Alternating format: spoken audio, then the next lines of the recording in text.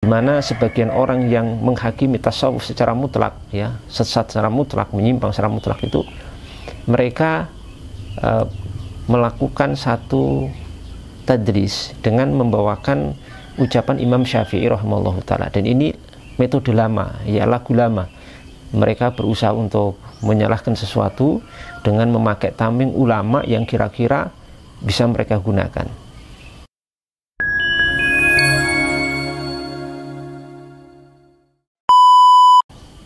Bismillahirrahmanirrahim. Assalamualaikum warahmatullahi wabarakatuh.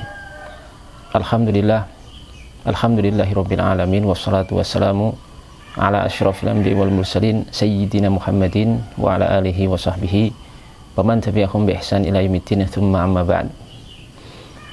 Kaum muslimin wal muslimah yang kami cintai dan kami muliakan, rahimani wa rahimakumullah. Ada sebagian pihak yang menilai tentang tasawuf dengan penilaian negatif. Mereka memutlakkan bahwa tasawuf itu adalah sesat, menyimpang dari ajaran Islam. Kemudian mereka melebar kepada seluruh orang-orang yang mempelajari atau mengamalkan tasawuf dihukumi sebagai orang-orang yang telah menyimpang dari ajaran Nabi Muhammad SAW. Yang sebenarnya pemikiran seperti ini adalah pemikiran yang tidak benar, sebab mereka ini memberikan hukum negatif seperti ini itu, kalau mau jujur, itu didasarkan kepada istilah saja atau kepada asumsi pribadi, tidak kepada substansi. Padahal kaidah yang kita pahami bersama, ada satu kaidah di kalangan para ulama bahwasanya al-hukmu fi syai'i bil musammayat la bil asma, bahwa hukum, menyimpulkan hukum terhadap sesuatu itu didasarkan kepada substansi, bukan kepada istilah atau nama. Yang selama ini mungkin sebagian orang itu ketika menghukumi sesuatu menggunakan istilah yang dia sendiri tidak paham substansinya, tidak paham hakikatnya, tidak paham deskripsinya yang sebenarnya seperti apa. Jadi kalau dengar tasawuf pasti sesat, kalau dengar istilah sufi pasti menyimpang. Nah, ini menghukumi sesuatu dengan istilah, dengan nama, tapi tidak mengerti substansinya serta tidak memahami akan deskripsi dari sesuatu yang sedang dia hukumi. Jamaah sekalian yang dimuliakan Allah Subhanahu wa taala, tidak hanya sampai di situ saja. Sebagian mereka bahkan menjadikan masalah ini sebagai masalah yang sudah final. Ya, sudah final bahwasanya tasawuf kaum sufi itu pasti sesat. Ya, sehingga mereka tidak ada toleransi sama sekali, ya, terhadap permasalahan ini, dan tidak mau mempelajari secara detail sebenarnya permasalahan itu substansinya seperti apa sih, sehingga terjadi kesimpulan-kesimpulan seperti itu. Kalau kita lihat, ya, ini di sini akan kita sedikit memberikan gambaran definisi daripada tasawuf itu sendiri apa, sehingga kita bisa melihat sesuatu secara objektif, secara adil. Kalau kita lihat di satu kitab, yaitu kitab karangan daripada Asy-Syaikh Al-Imam Ahmad Zarruq rahimahullah yang berjudul Qawaidut Tasawuf, di situ beliau menyebutkan bahwa definisi tasawuf itu sangat banyak, sampai mencapai 2000 definisi tentang tasawuf. Tapi intinya, substansinya itu kembali kepada satu makna. Kata beliau rahimahullah, beliau mengatakan marja'uha kulluhu li sidqit tawajjuhi ilallahi ta'ala. Jadi intinya itu tasawuf itu semuanya, definisi yang ada itu kembali kepada inti yang satu, yaitu apa? Kejujuran tawajuh, kejujuran seorang hamba kembali kepada Allah Subhanahu wa ta'ala. Jadi sebenarnya tasawuf itu bentuk atau istilah lain dari tazkiyatun nafas ataupun as-suluk ya. Bahasa kita tazkiyatun nafas, pembersihan jiwa. Bagaimana seorang hamba itu membersihkan jiwa dari berbagai kotoran-kotoran penyakit, kemudian membenahi daripada akhlak-akhlaknya, kemudian membenahi perilakunya dalam kehidupan dunia ini, terutama yang berkaitan dengan hati, sesuai dengan petunjuk daripada Al-Quran dan hadis Nabi Muhammad SAW. Sebenarnya seperti itu makna tasawuf ya. Insya Allah lain kali kita akan bahas masalah ini secara lebih mendalam ya. Di sini kita akan sampaikan permasalahan lain, yaitu di mana sebagian orang yang menghakimi tasawuf secara mutlak ya, sesat secara mutlak, menyimpang secara mutlak, itu mereka melakukan satu tadris dengan membawakan ucapan Imam Syafi'i rahimahullah ta'ala. Dan ini metode lama ya, lagu lama. Mereka berusaha untuk menyalahkan sesuatu dengan memakai tameng ulama yang kira-kira bisa mereka gunakan ya. Pernyataan Imam Syafi'i digunakan untuk ya menunjukkan kesesatan tasawuf, di mana pernyataan ini diantara pernyataan beliau rahimahullah itu disebutkan oleh Imam Al-Baihaqi dalam kitab beliau Manaqib Al-Imam Asy-Syafi'i jilid kedua halaman 207. Di situ Imam Asy-Syafi'i rahimahullah ta'ala mengatakan, perhatikan ya, mengatakan lau ana rajulan tasawwafa min awwalin nahari walam ya'ti alaihi dhuhru illa wajadtahu ahmaq. Yang artinya, jika ada seorang yang bertasawuf di pagi hari ya, di pagi hari, maka tidaklah datang waktu zuhur kecuali kamu akan mendapatkan orang itu sudah menjadi seorang yang ahmak ya, lemah akalnya, bodoh ya, stres, atau bahasa kita mungkin seperti itu. Baik, riwayat inilah yang digunakan oleh sebagian orang untuk menyatakan bahwa tasawuf itu mutlak menyimpang, mutlak sesat, dengan ucapan Imam Asy-Syafi'i yang sudah kita baca tadi. Oke, kita akan lihat dari dua dimensi, dari dua sisi. Pertama, dari sisi legalitas riwayat. Riwayat tersebut diperselisihkan oleh para ulama ya. Ada yang menghasankan dan ada yang melemahkan. Yang melemahkan, di antara para ulama yang melemahkan karena mereka berargumentasi di dalam sanad riwayat itu ada dua orang rawi ya, perawi yang bermasalah. Yang ini pertama adalah Al-Maraghi, kemudian yang kedua Al-Husain bin Muhammad bin Bahar. Dua perawi ini diperselisihkan oleh para ulama. Ada yang menyatakan bahwasanya keduanya itu majhul hal, sehingga kalau dikatakan beliau itu predikatnya atau labelnya majhul hal, itu artinya lemah, sehingga riwayat ini juga ikut lemah. Walaupun kita jujur ada ulama yang menaikkan derajat kedua perawi ini dan bisa masuk derajat seorang rawi yang hadisnya hasan ya. Paling tidak ini diperdebatkan ya. Kalau riwayat ini lemah, selesai sudah.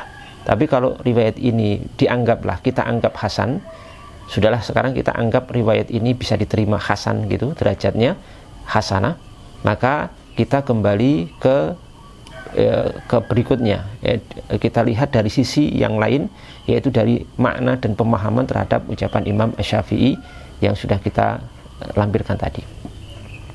Jamaah sekalian, kaum muslimin yang dimuliakan Allah Subhanahu wa taala, ucapan Imam Syafi'i yang sudah kita nukil tadi tidak bisa kita pahami sendiri ya, dengan kelemahan ilmu yang ada pada kita. Tidak bisa kita kemudian pahami secara tekstual.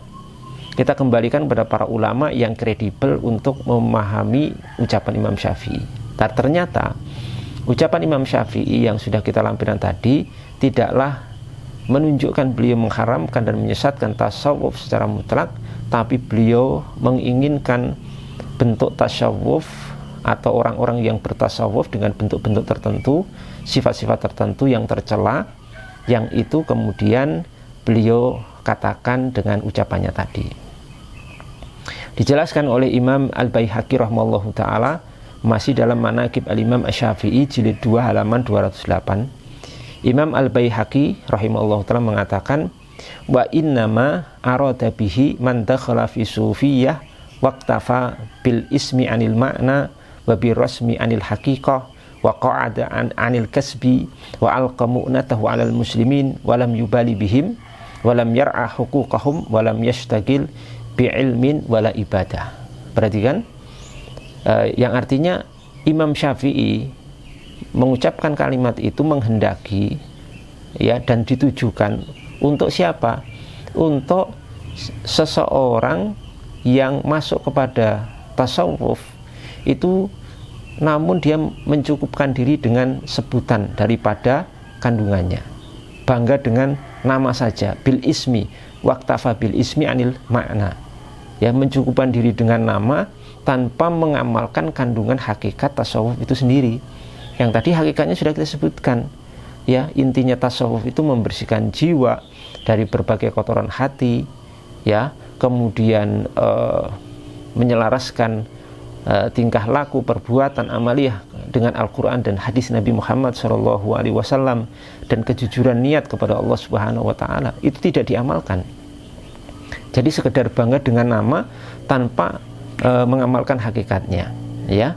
Kemudian dia juga mencukupkan diri dengan tulisan daripada hakikat dari makna tasawuf itu sendiri, kemudian meninggalkan bekerja, tidak mau bekerja, malas, kemudian melemparkan tanggung jawab beban hidupnya kepada kaum muslimin, ya, disuruh kaum muslimin infak, memberikan makan kepada dia misalkan.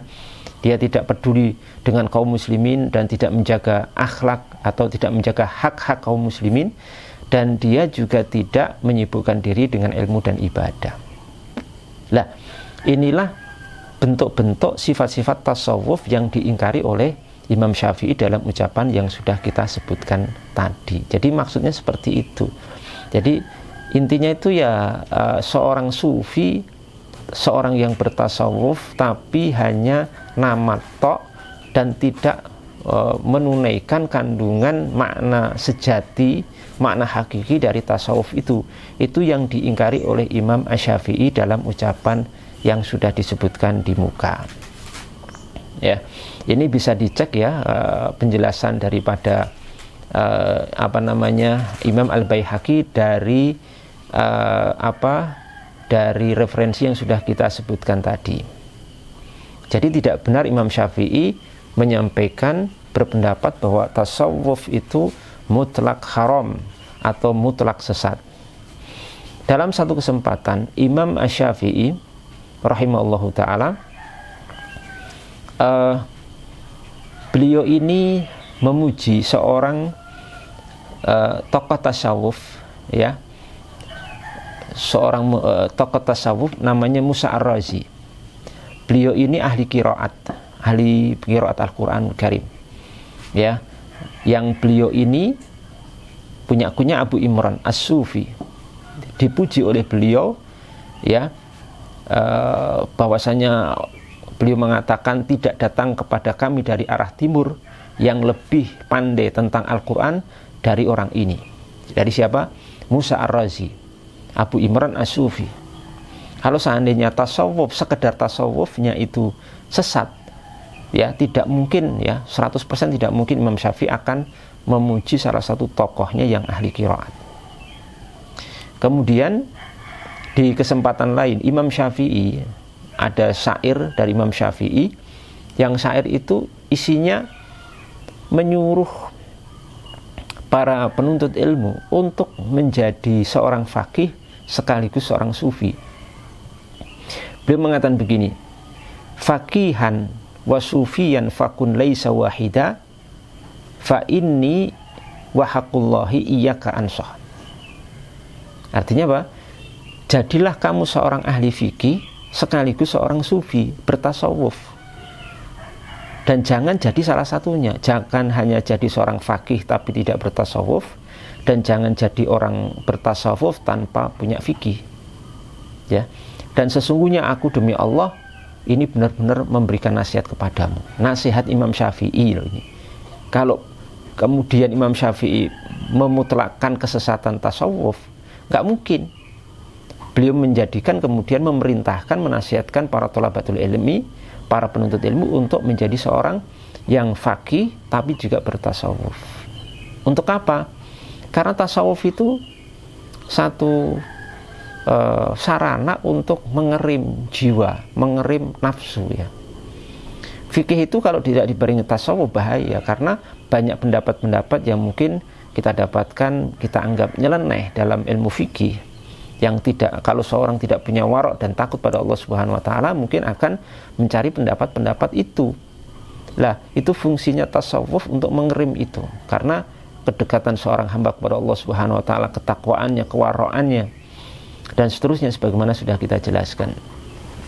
Sehingga teman-teman sekalian yang dimuliakan Allah Subhanahu wa taala, pada intinya apa yang sudah kita sebutkan, bahwasanya Imam Syafi'i tidak sama sekali mengharamkan tasawuf ya secara mutlak atau menyesatkan tasawuf secara mutlak, tapi beliau memberikan satu ucapan yang keras itu ditujukan kepada mereka-mereka yang menyimpang dari ajaran tasawuf itu sendiri ya, dan untuk kasus-kasus secara personal orang-orang yang memang tidak mengindahkan kandungan dan ajaran tasawuf itu sendiri. Adapun secara umum beliau malah memberikan satu nasihat untuk menjadi orang yang bertasawuf ya, sebagaimana yang sudah kita nukil tadi. Walaupun di sini bertasawuf itu tidak harus ikut thariqah ya.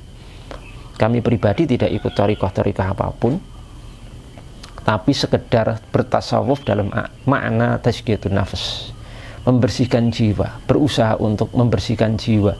Karena ilmu, seorang berilmu itu belum tentu jernih jiwanya tanpa diiringi dengan ritual-ritual dan wasilah-wasilah yang lebih mendalam, khususnya kita mencontoh para ulama-ulama ya yang sudah mendahului kita. Demikian, semoga bermanfaat.